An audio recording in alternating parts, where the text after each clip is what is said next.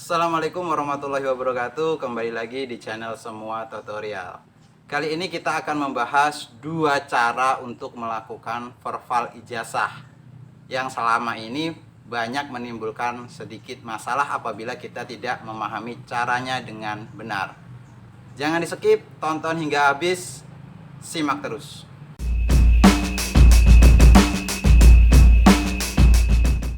Sebelum kita mulai, alangkah baiknya bila sahabat-sahabat menekan terlebih dahulu tombol subscribe yang ada di pojok kanan atas dan bunyikan loncengnya untuk mendapatkan notifikasi dari video-video saya.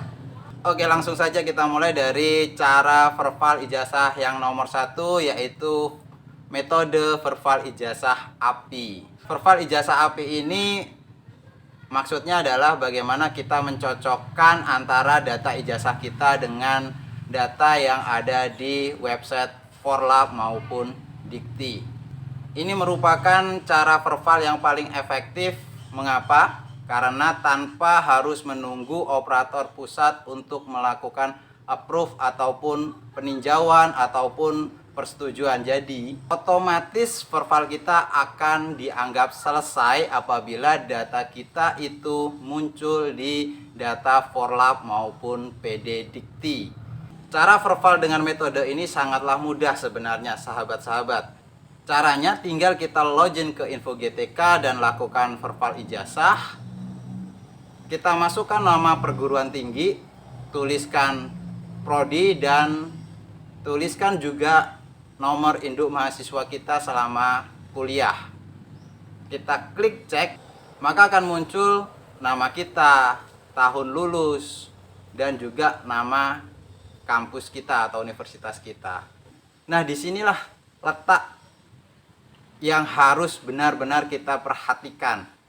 Terkadang kita hanya melihat sekilas. Yang penting data kita ada, langsung saja kita klik simpan tanpa mempedulikan apa yang ada di dalam data tersebut. Alhasil, banyak sekali data-data yang ternyata masih salah.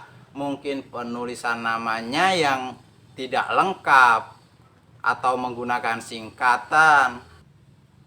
Ada juga yang namanya ternyata salah dengan nama kita. Selain itu juga yang sering muncul terjadi adalah nomor ijazah yang masih kosong berikut juga tahun kelulusan. Ketika kita klik selesai dengan data yang masih kosong tersebut, otomatis verval kita itu sudah disetujui oleh pusat. Maka status verval menjadi verval selesai. Sehingga kita tidak dapat melakukan pengeditan kembali. Ini yang sangat dirugikan. Makanya sebelum kita menggunakan metode ini, alangkah baiknya kita mempersiapkan terlebih dahulu ijazah kita. Kita cocokkan data di Forlab dengan data di ijazah kita. Dari nomor ijazah, nama, tahun lulus, dan juga NIM kita. Ingat, ketika kita sudah mengeklik simpan, maka otomatis data ini sudah tidak dapat kita edit atau verval ulang. Itu apabila kita menggunakan metode API. Lanjut pada metode yang kedua, yaitu metode dengan cara upload manual. Ini biasanya terjadi bagi mahasiswa yang datanya tidak terdata di Forlab ataupun PD Dikti. Sebelum video ini saya buat, muncul ketakutan dari PTK yang data ijazahnya tidak muncul di Forlab ataupun Dikti. Takut apabila waktu pendaftaran P3K tidak dapat diterima datanya atau ijazahnya tidak diakui. Padahal ini tidaklah sebuah masalah sebenarnya. Apabila memang ijazah kita tidak ada datanya di Forlab, ya kita tinggal lakukan upload data secara manual. Dengan cara hampir sama, kita ketikkan nama kampus, prodi, dan NIM, dan klik cek. Apabila data tidak ada, kita diminta untuk melakukan unggah dokumen.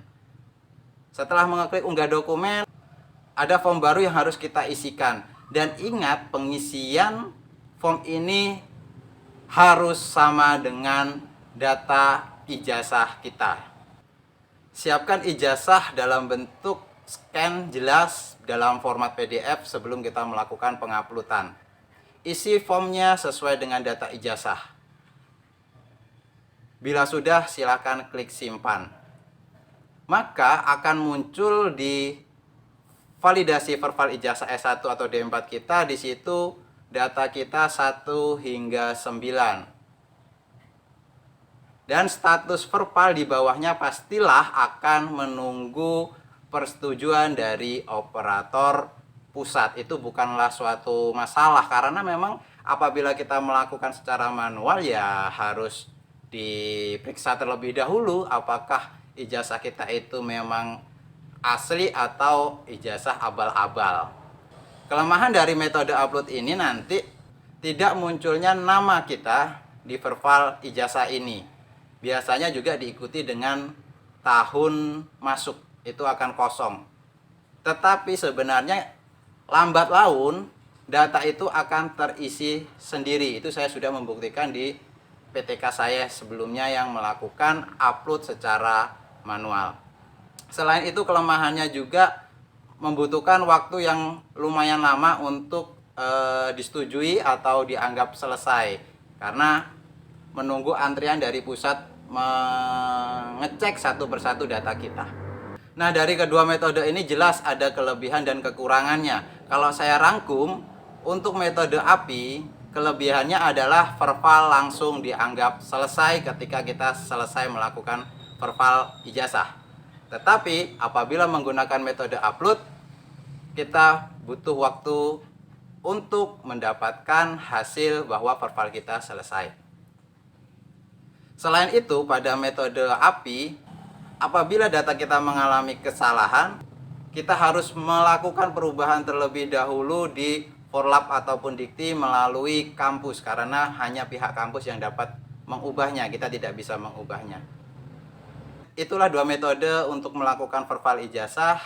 Silahkan Bapak Ibu, sahabat-sahabat semua tutorial memilih menggunakan metode mana. Kalau saya lebih cenderung mudah menggunakan metode upload ya. Apabila data saya di Forlap itu ada dan salah, saya lebih menggunakan metode upload.